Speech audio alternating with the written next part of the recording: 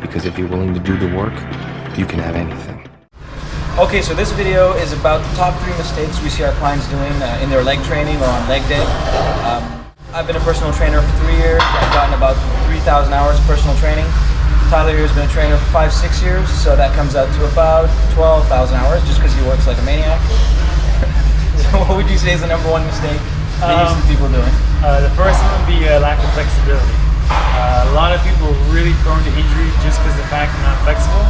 And let's face it, once you get injured, you cannot be consistent. And we all know that consistency is the number 1 thing that's going to make you have the results you want. I would definitely agree with that.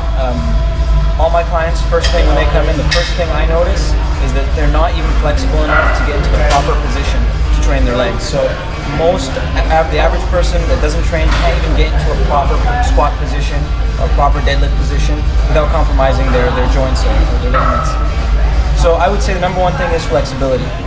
I notice a lot in the hamstrings. I notice a lot of them have tight hamstrings. Yeah, your glutes as well, because everybody's seated. So people who have like desk jobs and whatnot, they can sit on their glutes all day. The decrease in blood flow just naturally decreases their flexibility. So yeah, those would be the top 2 things: hamstrings and glutes.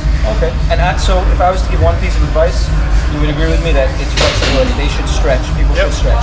And that applies to beginners and also intermediate trainees. A lot of people who still train their legs are still not flexible enough and can still benefit from more stretching. Agreed. And myself as well, yourself as well. Yeah, I agree. There it goes. Hips are going to come in. That's it.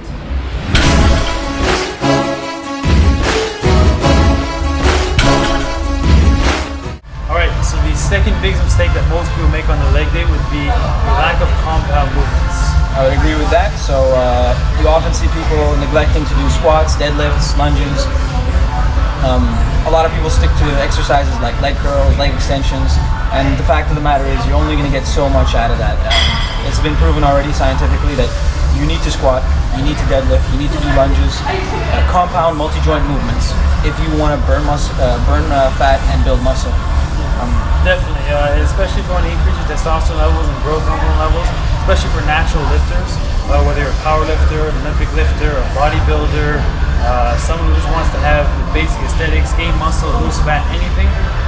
These are the exercises that are going to help you increase those hormone levels naturally to give you all the results you want, whatever your objectives are, to lose fat or to gain muscle, both ends of the spectrum. You have to be doing these exercises. Absolutely. So would you agree with me if I said every single leg program or leg day has to include which exercises? A squat variation or a deadlift variation. No doubt, no doubt. Leg curls and leg extensions, you throw those at the end or not at all? For accessory, yes.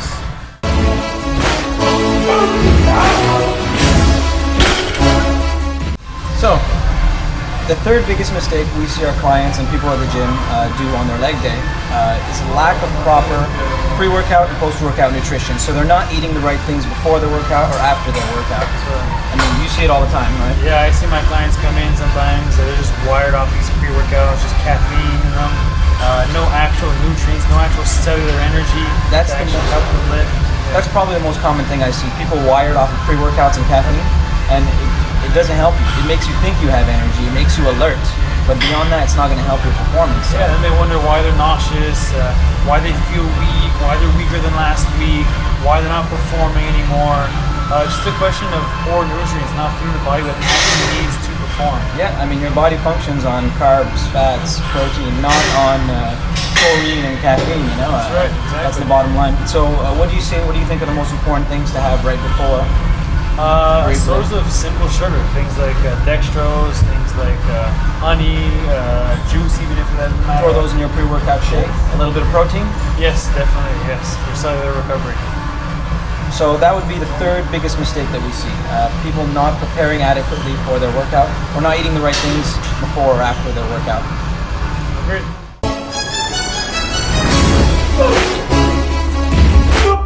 Okay, so let's done that again.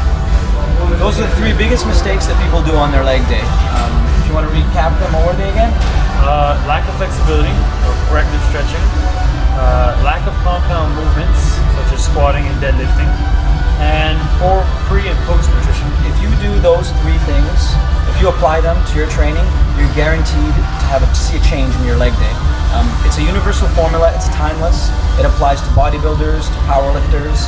It's not something that's related to our philosophy, it's universal in the training world, that if you do those three things, work on your flexibility, start lifting compound movements, and start eating well before and after your workout, you will see changes in your leg day. It's almost guaranteed. Yeah, I agree. It's a universal rule, right?